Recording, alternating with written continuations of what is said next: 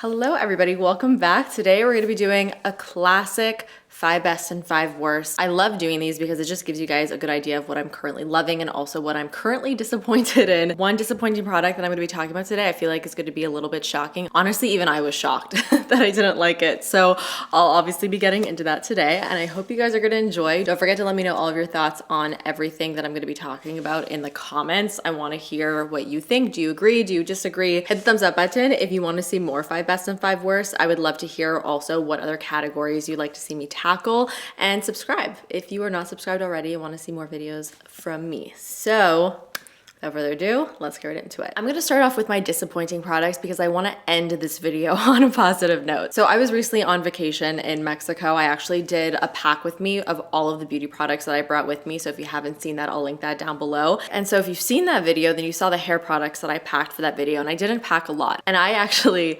really regretted the hair product choices that I made for this trip because they were not good choices. It was very, very, very humid where I was, and I have naturally curly hair, which means that my hair just does not stay straight even if I want it to. So the first night I like blow dried my hair and it poofed up within 2 seconds. So I realized very quickly that I just needed to let my hair be and just let it be curly. So I ended up bringing the Pattern hair gel, which is not really the product that I had a problem with because that works fine for me.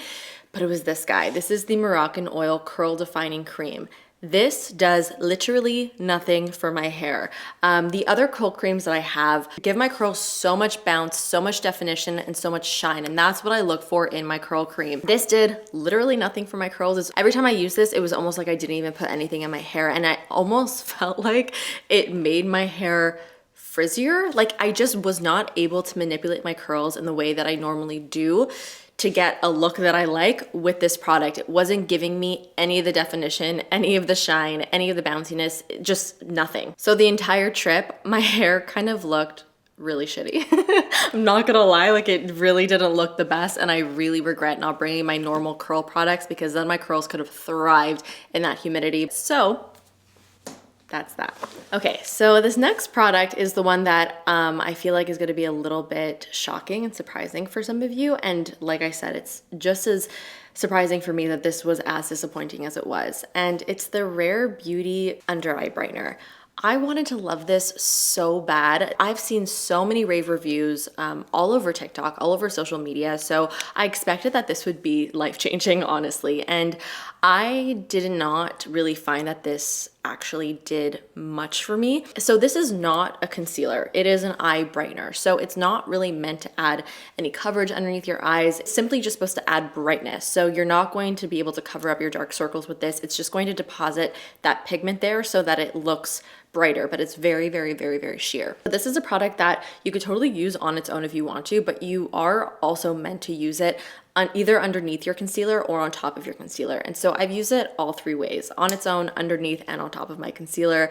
And I'm just not that impressed with it on any level. I don't want to say that this is a bad product because it's not, but I just don't see why this has so much hype because I don't think that this is like a mind-blowingly amazing product. So first things first, I really, really do not like this applicator. It is terrible. It's essentially a metal tipped applicator. It is kind of nice because that metal tip is nice and cooling, especially when you're applying it underneath your eyes. It's supposed to like depuff. But to be very honest with you, I feel like an applicator like this is just kind of pointless. You're not really gonna get a lot of depuffing with something like this. Like if you wanna actually depuff your under eyes, I would suggest going in with like a dedicated under eye roller, or even putting like an ice pack underneath your eyes is gonna do a lot more. This is more gimmicky than anything else. I don't feel like it actually depuffs underneath the eyes. So because it is kind of gimmicky, I'm just a bit annoyed that they chose to go with this type of applicator because I almost feel like the product could be just a little bit better if they just went with a normal applicator. This applies such a small amount of product at a time. I constantly have to go back in to the tube to pick up more product to actually apply enough underneath my eyes. Also just does not apply evenly. You see how it applies kind of a dot here, but it doesn't spread, and then there's nothing else left on the applicator. It's not the end of the world, but it's just an annoying part of the product. Besides that, it does a fine job at brightening up underneath the eyes. I definitely do prefer using this on top of concealer rather than on its own, because on its own, I feel like it really doesn't do much.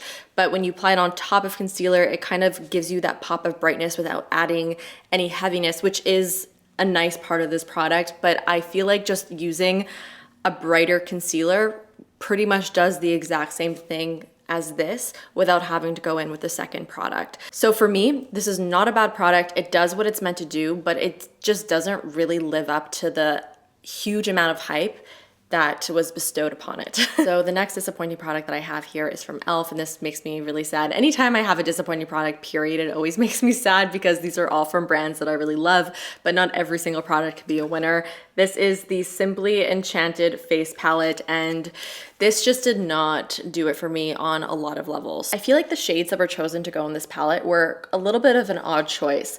They're all very bland, for lack of a better word. There's like no punch to them.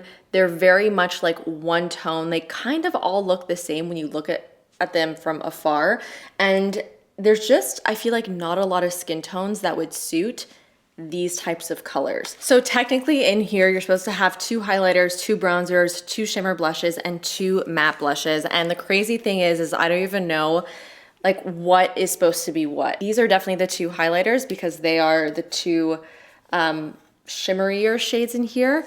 They both are very, very similar colors. One is slightly bronzier than the other. But again, I feel like especially when there's multiple shades in one palette of the same type of product, you need to have variation. There needs to be one highlighter that's almost completely different than the other for it to make sense to have it in a palette. I'm assuming this is supposed to be the bronzer, which is an incredibly light shade. I mean, I'm pretty fair, and even this is like way too light for me. And then this guy, I'm assuming, is the second bronzer in the palette, and it's just orange. It is like pure, pure, pure orange. And then the blushes are just kind of like not great. You have these 2 guys, which are a little bit shimmerier. They're just soft pink colors. You have another soft pink matte blush, and then a pure peach blush, which is just a super, super chalky color that would just not work for a lot of skin tones. So with all that said, I think it's pretty clear why I'm just not a fan of this palette. I just feel like it just wasn't well thought out. I don't think that the shades in here make a lot of sense. And I just wish that they were completely different, honestly, because I love the e.l.f. powders. I think they have some really beautiful, soft, creamy powders, especially from the drugstore. They're a really great option. This was a limited edition palette though, so it's not permanently available. This was a big, big disappointment for me. Next, I have a lip product here from Makeup Forever. This is called Rouge Artist Forever Matte Lipstick. Now, I actually have a lot of shades in this range, and this range just really disappointed me for very simply like 2 reasons. So you know when liquid lipsticks first came out, they were super, super drying, and they just sucked the life out of your lips, and they showed every little crease that was on the lips because they just suction cupped to them. Since then, we've definitely improved quite a bit, and a lot of liquid lipstick formulas are beautiful and are way more comfortable to wear, and they are way more flattering. This, however, I feel kind of lands more in the original liquid lipstick formula category. This is a pretty drying liquid lipstick formula, and it really, really accentuates all the lines on the lips, and it's just very uncomfortable, honestly. Within 10 minutes of wearing this, I desperately wanted to take it off because it just felt so tight on the lips, and I just was not a fan of the way that it felt at all. On top of that though, the smell. Oh, the smell really, really, really bothered me. This is a very perfumey lipstick, and I was actually surprised that I smelt this from a Makeup Forever lip product because I don't remember my other Makeup Forever lip products ever having this strong of a perfume scent to them. And the scent does translate to a bit of a taste once it's actually on the mouth. And it's so flowery and strong that it doesn't really dissipate. So you're kind of left with that smell and that taste on your mouth for a hot minute. One thing that I did like about this product though was the applicator. It's really interesting. I've never really seen anything quite like it. It's very, very short and stumpy. I find it's actually really easy to control and to create a pretty quick lip line with it, and something that's pretty sharp as well. So that is one aspect of the product that I did really like. And I feel like if you do want something that is completely matte, but that's still comfy and easy to wear, that doesn't have any type of scent, I would definitely go for the Rare Beauty Lip Soufflés. These are amazing and probably one of my favorite liquid lipstick formulas. They are exactly what liquid lipsticks should be. I was actually wearing this particular color for like the first half of the day today, and it was wonderful. My fifth and final disappointing product is a Charlotte Tilbury product, which always pains me.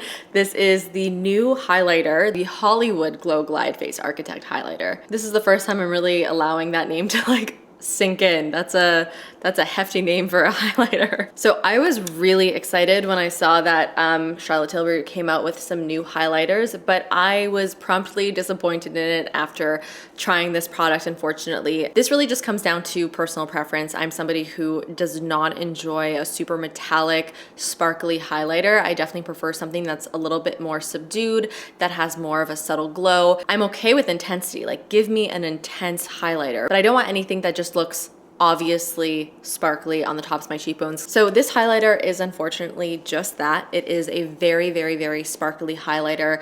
It gives you a pretty intense glow, but it is shimmer. It almost reminds me more of like a sparkly eyeshadow than a cheek highlighter, and that's exactly how I've been using it because it's still a beautiful glowy product. I just don't like the way it looks on my cheeks, and so instead I've been using it as my inner corner highlight and all over my lid just so that this product does not go to waste. So if you're like me and you don't like products that give you that obvious sparkly highlighter look, then I would definitely skip on this. I'm not wearing any highlighter right now. It also really accentuates texture quite a bit. Most highlighters that are this intense will do that, so that's not unusual, but it just kind of comes with the territory. Don't let the camera fool you though, because it does look really pretty on camera, and a lot of highlighters do, but in person, I just find that it's way too shimmery and way too sparkly for my liking. So instead, this is just going to be a really giant eyeshadow for me moving forward. Right. That is it for the disappointing products. Now let's move into some of my current favorite products. So these are my 5 products that I've been loving lately. This is the product that kind of prompted this entire video because I'm just dying to talk about it. It is the Solera, still I'm not 100% sure how to say this one, Guardian Angel Super Peptide Sunscreen Milk with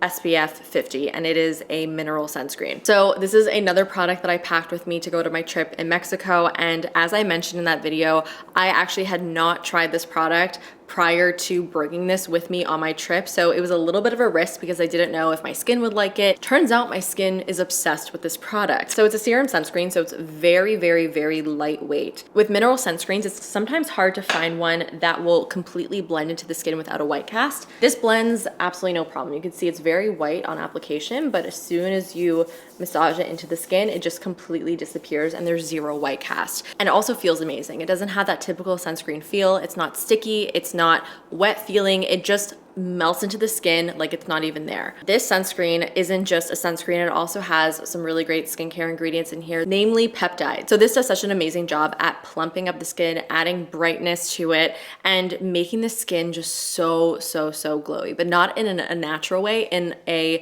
wow, my skin looks really nourished and wonderful type of way. But what surprised me the most with the sunscreen is how my skin was by the end of my vacation. Because normally when I go away and I like load my skin with so much sunscreen a million times a day for a week straight, by the time the vacation is finished, my skin is really congested, and my skin was the opposite of that by the end of my vacation. It was not congested even a little bit. It actually felt like smoother than it was before I went away. And I swear this sunscreen has something to do with it. I even had a facial scheduled for like a day or two after I came back from my vacation, and I genuinely did not even need to go get that facial. It's just a winner for me, and I love this product. I'm so happy that I discovered it. This is a little bit random, but huge game changer. This is the First Aid Beauty ingrown hair pads with BHA and AHA. If you ever deal with ingrown hairs, especially on the bikini line, they can be very frustrating, and